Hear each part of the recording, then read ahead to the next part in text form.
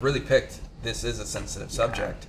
So AllGo, again, you're creating this space, and essentially it's a website application. So let's describe there, like, what, as you're building it right now, but what is the experience going to be? And how is it going to serve people? So one of the things that we've learned is really important is the power of like the community providing the data. So it's going to be a crowd-based, crowdsourced platform.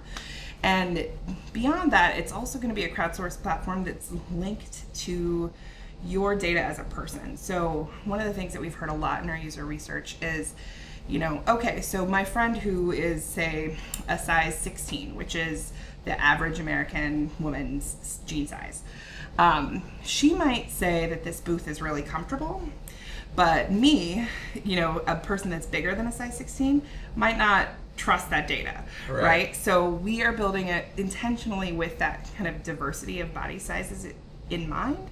So when you log in, you're going to be asked to provide a little bit of information about yourself, including what your jean size is. And from there, you'll be able to see what people say about the seating or other accessibility points in a public space that are the same size as you. So that's something that's really important to the community. We want to make sure that we maintain. Right. So accurate data. Relevant data. And so, part of your pitch last night was around the Yelp for.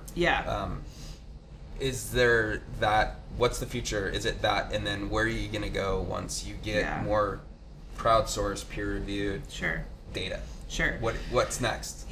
So, you know, this community is very large, and I mentioned this last night. I'm just leaning into the puns with this company. Like, that's the easiest decision I've made. It actually, it makes it fun. It does. You know. So it's a huge market. It's a huge market, and we are relevant as consumers to any industry.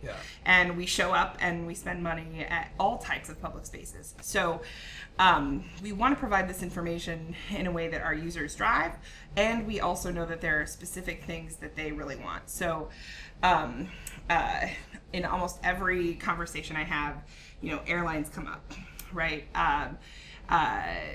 Theme parks come up. So there are ways where data doesn't necessarily even need to be crowdsourced, but needs to be curated in a place that's easy and accessible to serve those communities. So imagine, you know, a special kind of paid feature on an application, if you will, to log in, and when you go to Disneyland in California, like, you can say, okay, this size or this ride in this part of the park is, you know, accessible for people with this jean size and above.